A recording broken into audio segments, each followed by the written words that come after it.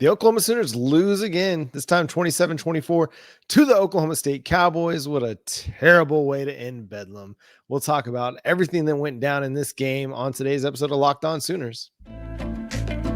You are Locked On Sooners, your daily podcast on the Oklahoma Sooners, part of the Locked On Podcast Network, your team every day.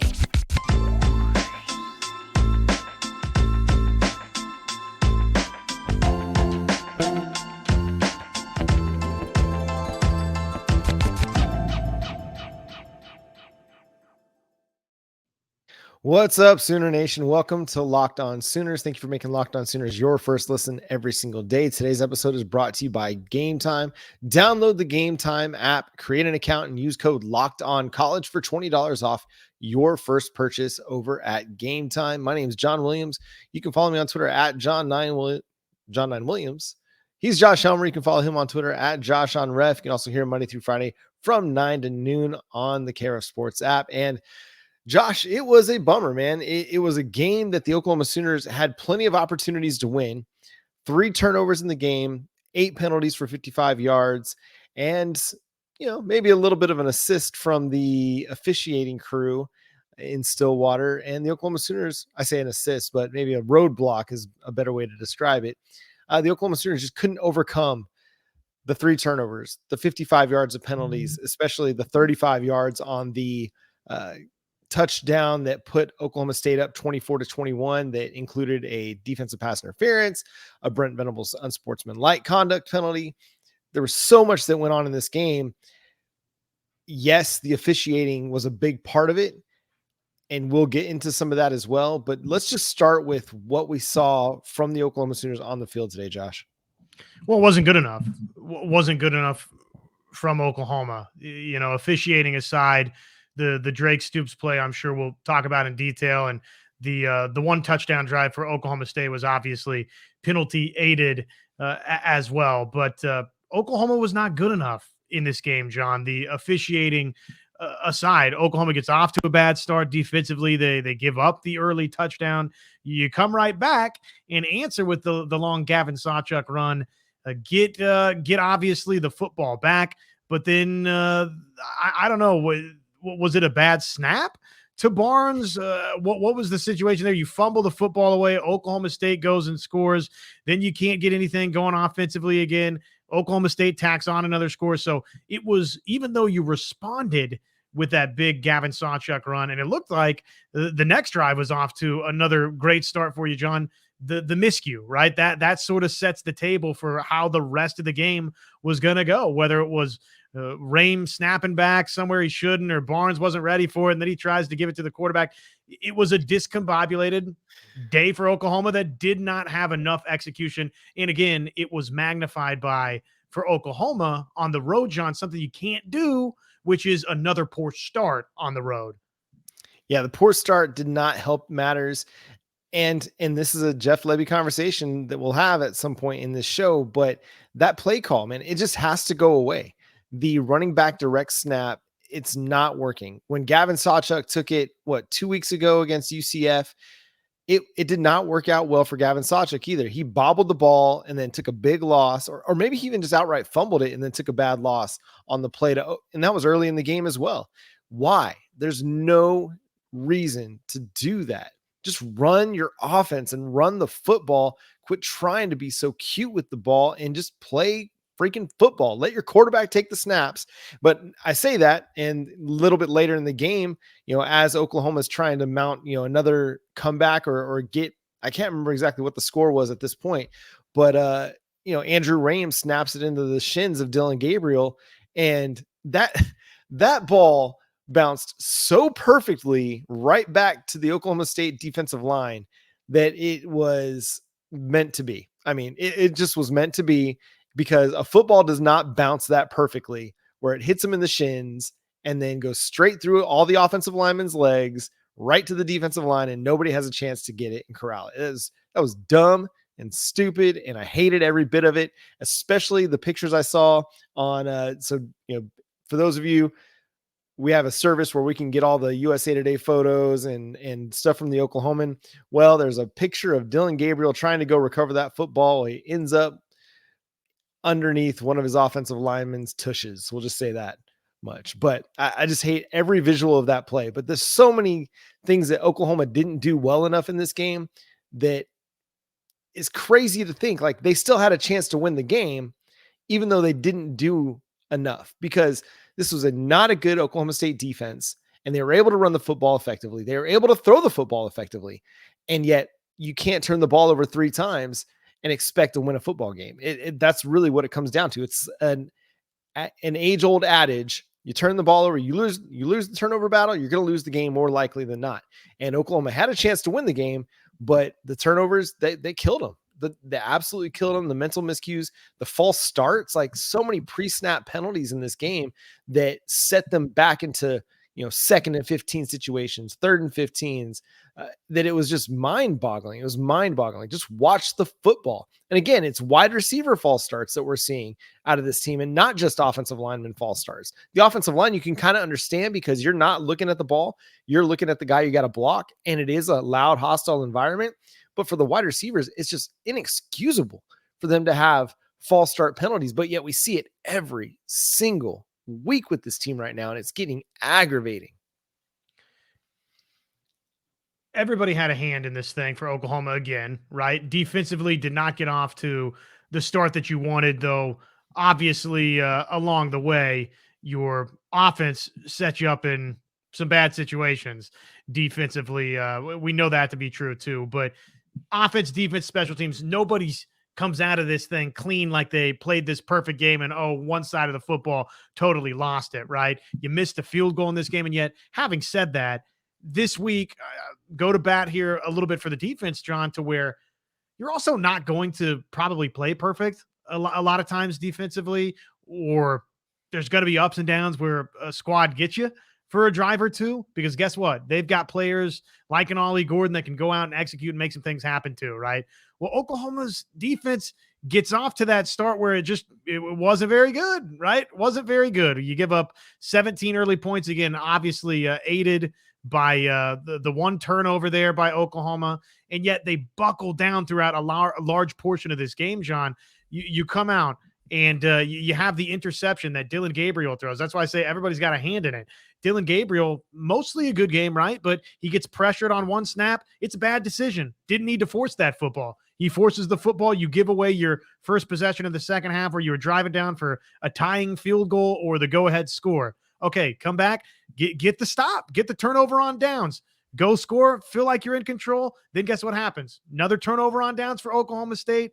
Then OU has its turnover on downs. You get an interception. You can't do anything offensively. So you had that portion right there where you could take control of this thing.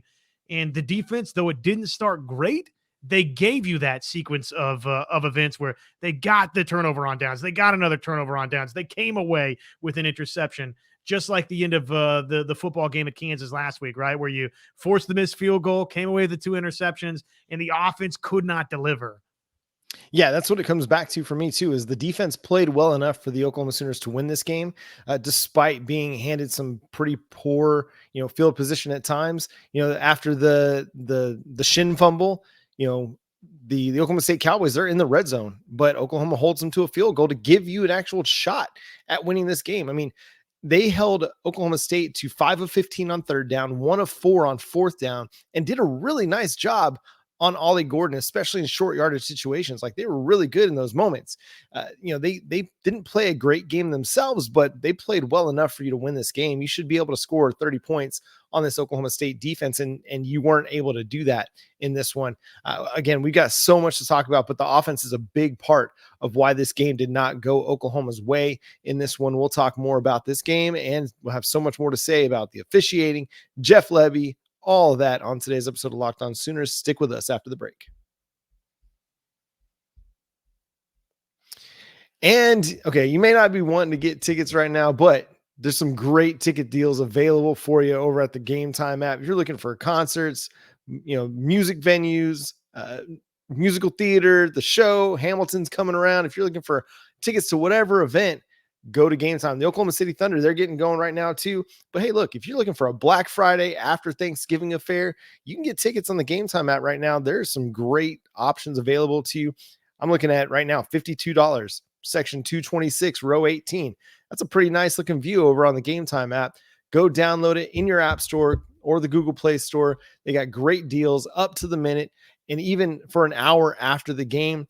Easy to find and buy tickets for every kind of event in your area, views from all seats in the venue, lowest price guarantee, event cancellation protection, job loss protection. You get so much protection from Game Time. It's the best place to buy your tickets. Take the guesswork out of buying tickets with Game Time. Download the app, create an account, and use code LOCKEDONCollege for $20 off your first purchase. Terms apply. Again, create an account and redeem code LOCKEDONCOLLEGE for $20 off. Download Game Time today. Last minute tickets, lowest price guaranteed.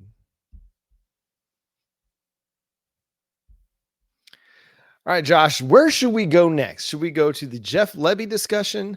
Because that, again, was a very trending topic on social media. And you could even see it. If you're not even on social media, you could see it in the game that this was yet another performance in which the offense just didn't have a whole lot of flow to it. You had so many opportunities to go position yourself to win this football game. Even after you had failed a couple of offensive drives, a bunch of offensive drives in the second half, John, you had the football, a chance to drive, tie the game, or win the football game, could not deliver. And somehow, some way, though Jeff Lebby wants to throw his players under the bus in the post-game press conference, you have a player run a route short of the line to gain, short of the sticks. It's fourth down. How does that happen? Whether it's the player doesn't go the right direction. Okay, who's coaching them? How do they not know to get beyond the sticks? I have to think it was the play call that was dialed up right there. So I have a hard time taking Jeff Lebby at face value that, no, it was designed for him to be further past the sticks. Why wasn't he past the sticks? But that's just one instance of probably a number of examples from this game that Sooner fans are going to be frustrated about. Well, to me, it goes back to that 3rd and 10 call, the play before, where your design is to get Jaleel Farouk the ball. And yeah, you're hoping that he can break a tackle and make something happen. But on 3rd and 10, you're throwing a 3-yard slant and hoping that he's going to be able to pick up the other 7 yards. Now it gets you 2 more, creates a 4th and 5. But again, to me, they ran a 2-point conversion play on that drive where you're just hoping you can get 2 or 3 yards and that'd be enough. That's not a 5, 7, 8-yard out route that Drake Stoops is running. Like and they're throwing it to the short side of the field too. That's like you're running a sprint out for Dylan Gabriel to the short side of the field, and Drake Stoops not going to have a whole lot of room to hit that ball and cut it upfield. I'm going to listen. Jeff Lebby, he's one of these guys that nothing is ever his fault. He's never to blame for any situation. You know, whatever he dials up is perfect. Now, Brent Venables did defend his offensive coordinator in the postgame and said, hey, we got the right play for the right, coverage we were seeing, and went with that. But still, Drake Stoops, even if he would have run it to the 5-6 yard, 6 yards past the sticks, I don't know if the ball would have gotten there. Everything was so congested to that part of the field that it didn't give anybody an opportunity to actually make a play. So I don't buy what Lebby's selling on that. I think this was a poor play call when Drake Stoops had been really eating Oklahoma State's secondary alive in the intermediate part of the field. Why are we throwing it at or short of the sticks? Why are we doing that? And it's just part of the Jeff Lebby offense. The Jeff Lebby offense wants to run, short yardage play calls and hope that their wide receivers can make plays after the catch. And a lot of times it does work, but in critical situations, it is not working. And this is 2 weeks in a row where in crunch time situations, the play caller didn't do anything right by his offense. And you could even go back to after the Billy Bowman interception. Billy Bowman returns it out to the 50. A great pick on an Ollie Gordon Hail Mary, throw it up and hope your guy's down there to go get it. Billy Bowman gets the ball, does something with it, takes it to the 50-yard line, and you go. What did you do? You went 4 plays. Sorry, you ran the ball with Tawee Walker, picked up the first down. Awesome. And then you ran the ball with Tawee Walker, 3 yards. Ran the ball with Tawee Walker, 2 yards. Ran the ball, no gain. It's 4th and 5. Dylan Gabriel punts it, which was a great punt, by the way. But I mean, you didn't give yourself an opportunity to go pick up a first down because you just ran. You didn't show them anything different. And that's the part of the Jeff Lebby thing that I just don't get right now. It's, yes, we want balance. We want you to run the ball, but we also want you to have a feel for like, hey, I just ran it for 11 yards. Okay, I ran it for 3 yards. Now let's do play action. It's 2nd and 8 or 2nd and 7. Let's run a little play action and go pick up the first down right now, as opposed to trying to get into a 3rd and manageable and then try to get into a 4th and manageable. No, go get the first down on 1st down. Go get it on 2nd down. Quit playing for 3rd and 4th down and go get you first downs. It's just so frustrating watching this offense flounder these past couple of ball games. Obviously now it's meant you've stubbed your toe twice, and any Big 12 championship hopes look like those are out the window. Obviously the national championship dreams, those are done for the here and now. And Oklahoma's got larger questions, right, than the immediate goals of 2023. Now you've got folks that coming out of the Texas game, John, it felt like that was the win for Brent Venables and this staff that signaled, that said, okay, got the hire right. We thought we got the hire right. Now we know that we know that we got the hire right. And now these last couple of weeks, the offensive failures, some of the game mismanagement makes you feel like, oh, where is the direction of this program right now for Oklahoma? And if we're talking just strictly offense, man, I mean, I can show you multiple turnover on downs in the second half. The inability to get a snap back. How does that happen? How does that happen? It's inexcusable in this game. Just not enough offensively for Oklahoma. I don't know why they have so many major problems. It's deeper than Jeff Lebby. It's larger than that. He's a big part of the problem. No doubt he can be better. But again, everybody has a hand in it, John. Your center. Why is your center so bad right now? That's beyond me, man. The snap struggles are just out of nowhere because Andrew Raymond's been snapping the football for years. This should be a basic thing that he knows how to do with regularity. And listen, I might be hard on Jeff Lebby tonight, and everybody might be as well. It's frustrating. You're coming out of the loss. He's not the only one that led to this loss. I mean, you had drops by wide receivers in key situations. You had, missed opportunities, whether it was Dylan Gabriel throwing that, hey, F it, Brennan Thompson's down there somewhere ball into double coverage. You probably don't want to throw your 5'10" guy into double coverage. That's just me. But there were a lot of miscues on this team on the offense, and it hasn't played with the same consistency or the same succinctness. I don't know if that's the right word, but the same, I don't know, everything working in sync. It just seems so disjointed. It seems like it's just herky jerky. I've mentioned that several times. Just nothing seems to be flowing like it should in an offense in particular that's wants to run with a lot of tempo. There's just no direct thing you can point to that says, okay, this offense is this offense does this really, really well. It's all just ebbs and flows. And man, this drive, they're great. This next drive, you're like, where'd that drive come from? Like, who's this team all of a sudden? It just doesn't seem to have the same character to it every single drive. It's very disjointed. It's crazy to watch. I think that is the defining characteristic of Oklahoma offensively. Iowa State and Texas, the good portions of those games, those are the exceptions to the rule for Oklahoma offensively. Last season, what did we spend so much time talking about was not a great feel for the game. Doesn't sometimes try to be too tempo driven when you need to slow it down. Okay, now this season it's probably ran the football too much in a situation where you took the football away from your quarterback's hands. Not running the football enough in this instance. The feel for this offense, that's the defining characteristic. It's disjointed, John. And the talent concerns, I mean, that has to be a part of it too. I think there's at some point a conversation to be had about offensive line. That has to get better, if not by the end of this season. Not that it was the chief reason that Oklahoma lost this game, but just as a collective looking at where Oklahoma's been the last 2 years, offensive line is not up to Oklahoma standard, right? So that's part of Oklahoma being a little bit disjointed of an offense. But man, they got some deep-seated problems, I would say, offensively, to where, to me, the great performances this season offensively, that's the exception to the rule right now for OU, unfortunately. Yeah, we got to get back to seeing them play a complete 4 quarters. We got so much more to say about this game. We'll share some more takeaways. We'll also talk about the officiating as well and what comes next for the Oklahoma Sooners. We'll do that after the break.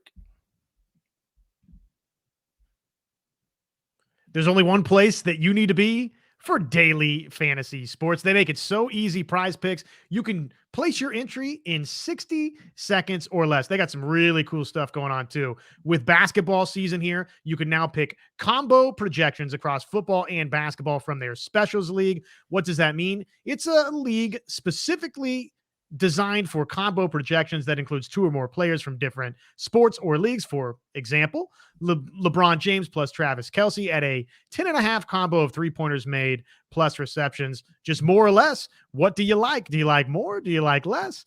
And how about for our Dallas Cowboys friends? Big game versus the Eagles coming up. Eagles fans, you too. Dak Prescott plus Micah Parsons. More or less, 2.5 touchdowns plus sacks. That's kind of an interesting play from Prize Picks tomorrow, but check them out, prizepicks.com/LockedOnCollege. Use our code LockedOnCollege for a first deposit match up to $100, prizepicks.com/LockedOnCollege. Use code LockedOnCollege for a first deposit match up to $100. Daily fantasy sports made easy. All right, Josh, give me another takeaway from this game. I'm just frustrated, I'm just frustrated. Not a great takeaway in the sense that, hey, what stood out from the game? I'm just disappointed with Oklahoma because I, as someone that lives and breathes this with all of you, I'll admit I got my hopes up a little bit about this Oklahoma team coming out of the Texas game. And now, as we, I guess, spin it into a little bit of a takeaway, I think the Texas game was more of an upset than it was the truth about Oklahoma. And I hate to say that as Texas beats Kansas State, and it wasn't perfect for them, but oh, by the way, they did it with the backup quarterback. So, and they went on the road and they beat a great Alabama team. Maybe folks kind of had it right about the Texas game being a little bit of an aberration and the better team didn't win that game that day. Right now, the way Oklahoma's playing, I kind of believe that to be the case for OU. So this team is not, John, where I thought they were. And that's offensively, defensively, just across the board. Some of the steps forward that we thought the coaching staff had made. Again, I mean, why? I gave it a pass last week because of the weather concerns, right? Why is this team not trying to attack to go get points late in the half? Some of the decisions this coaching staff makes, it's coaching and playing not to win. Yeah, it's been odd, because Brent Venables, he just strikes you as an aggressive coach. And maybe this is just a sign of like, hey, we really feel like our defense has turned the corner. We believe that they can make stops. And so, we're not going to, force the issue offensively. At the same time, man, like you had about 40 seconds left if you would have called a timeout and made Oklahoma State punt it away. Maybe you're afraid they're going to go for it on 4th and you're going to give them an extra set of downs. And so you're just you're not going to put them in that position where they have to make a decision to go for it or not. So I don't know exactly. I didn't get to hear if somebody asked that question in the post game or not, but I'd love to hear if Brent Venables had a response to that. But I just feel like, yeah, it's not as aggressive offensively as I would like to see. And while the defense has taken steps and made strides, they're still not where they need to be to sit here and play defensive football where you just run the ball and you're hoping to win like Iowa 10-3. No, you still got to go and you got to try to put up points, especially in the Big 12 where offenses are good. And I mean, Alan Bowman played a heck of his game. He played out of his mind. Rashad Owens, apparently all of a sudden he can get away with all of the, offensive pass interferences and it's no big deal. Like he can push off, but nobody else can. Obviously Brennan Presley, like that dude's a good player, and Ollie Gordon was really good today. Oklahoma, it's funny because you see the conversations like Oklahoma they contained him, but he still ran for 133 yards and 2 touchdowns. Like, that's a really good day. Had an 18-yard reception. He had a really good day, and he was even banged up a lot through this game too. And I felt like he had a still good day. But all that to say, the Oklahoma offense can't sit there and say, okay, the defense is going to pitch a shutout or the defense is going to hold them to 20. So all we got to do is get to 24. No, you got to go. You got to keep trying to score all the points possible. Don't give up on a possession. It's been odd. The timeout after the Drake Stoops non-call, I don't even want to say missed because the referee was standing right there, but the missed call or the non-call, I guess there was so much like outrage in the aftermath of that Brent Venables had to then take a timeout to get Zach Schmidt in the field goal unit on the team. Like that, again, that's a missed opportunity. That's a missed timeout. It didn't matter because Oklahoma turned it over on downs, but what if it would have mattered? What if you needed that timeout at some point in the game? You didn't have it. You give the ball back to Oklahoma State. Maybe you have that timeout and you have one more timeout to burn to try and get the ball back again. But it's the game management, which we thought was getting better over the last couple of weeks, has regressed. And this team in general has regressed the last couple of weeks since the bye week. I mean, they definitely peaked for that win over Texas, but they've regressed a little bit this week.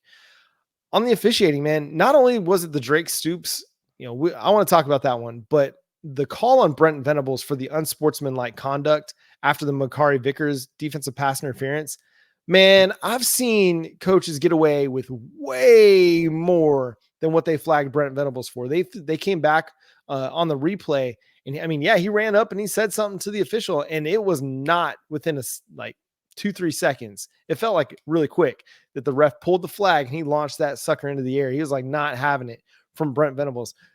I'm surprised that doesn't get called more, but because it doesn't get called very often, you don't see, officials flagging coaches very often, but now there's been 2 in the last couple of weeks. I don't know if somebody's complained to, the Big 12 and said, hey, keep an eye on Oklahoma's coaches. They're jawing all the time or what, but I mean, so yeah, man, it was kind of a soft call, I felt like, but to the Drake Stoops one, I just don't understand how you don't flag that.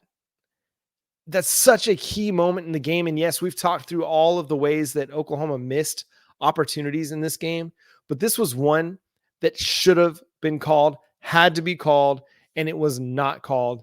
And it was egregious and it was an injustice to football.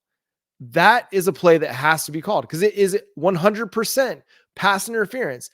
They say that pass interference and holding happen on every single play, but it doesn't happen as egregious as that one was. You got to throw the flag in that situation. You absolutely have to. There's a big difference between getting 1st and goal at the 1-yard line with a chance to go ahead and also being up in the final few minutes of a game than kicking a field goal and being down in the final few minutes of a game. Huge difference. That was a huge moment in the game, and the Big 12 officials put that on a silver platter and handed it over to Mike Gundy. Well, and the other element that I don't think you mentioned, I mean, do you think that was pass interference on Makari Vickers? I think I can see how that one gets called. Both guys are jockeying for position. Both guys are hand checking. Makari's he's got a tug on him. But I feel like you could have called offensive pass interference on Rashad Owens earlier in the game when he pushes off of Kenai Walker and goes up and makes a play. Like he extends his arm, pushes Kenai Walker in the back, and then goes up and high points a ball. Like that could have been called offensive pass interference. They didn't call that.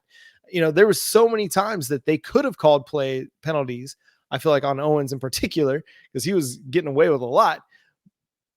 But yeah, I can see the Makari Vickers one. I think that's 50-50. I can see Brent Venables being upset about it because again, Owens is pushing off on every play. But yeah, that one was not as egregious as the Drake Stoops one to me.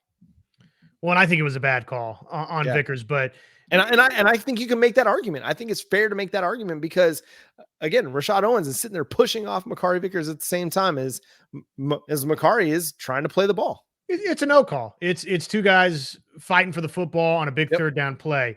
And, if you're going to let some of the other stuff slide, that one can't get flagged than in the same turn, but it did, and it was that kind of day for Oklahoma. The Drake Stoops call. I mean, what else can I add? You shouldn't be able to grab somebody's arm or tug the jersey or tackle them before the football gets there when that's where the football is designed to be headed in the end zone. I mean, it's the definition textbook of pass interference. Oklahoma doesn't get the call.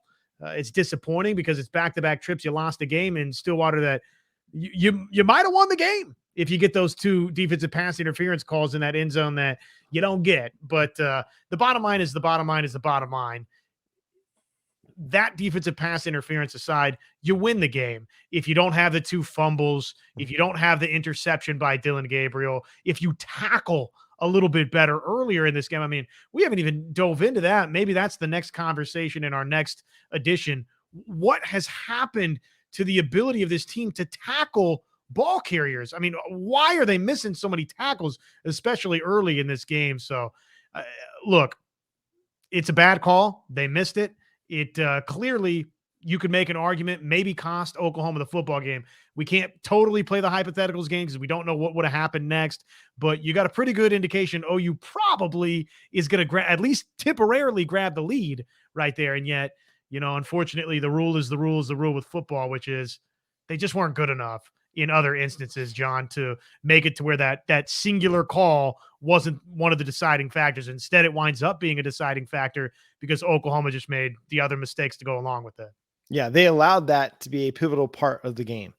If they play cleaner, they play more disciplined, they play just better. Maybe it doesn't even factor in. Maybe it doesn't even come to that at that point in the game. Maybe it's Oklahoma just needs to kick a field goal to ice the game as opposed to needing a touchdown to get the lead. But here we are. And a lot of people will say right back to this, and I hear you. Okay, well, those things happen, and the call still needs to be correct because the game needs to be officiated right. So, Oklahoma fans, you have every right to be upset. But, from the other end of the equation, John, I would just say for Oklahoma as a football program, the thought that they're going to have is we just got to be better. Yeah, and there's a lot of fans that are going to feel that way as well, and I totally get where you're coming from. I kind of think big picture view also in that coaching staffs get changed because of losses. If you don't have enough wins on your resume and the officiating plays into the part of one of those wins, your athletic director, your president aren't going to look at the context of those losses. If you have a losing record, for a team. Now, this team probably isn't going to have a losing record. Well, they're not going to have a losing record this year. They got 7 wins on the record, on the ledger, but they're going to be welcoming a pretty decent West Virginia team to town next Saturday, one that beat Oklahoma last year and is playing better football this year. So no rest for the weary. You can't sleep on the Mountaineers coming to Norman, but hopefully things get corrected. They play a little bit more disciplined, play it a little bit cleaner, don't turn the football over, and hopefully Oklahoma can get back on the right side of the winning thing. We'll continue to talk about Bedlam. We'll talk about what's coming next for the Oklahoma Sooners, what our expectations are for the rest of the season. And who knows where this thing is heading, but we feel pretty good about Brent Venables. We'll have some conversations about the coaching staff and more big picture conversations as we go along this week.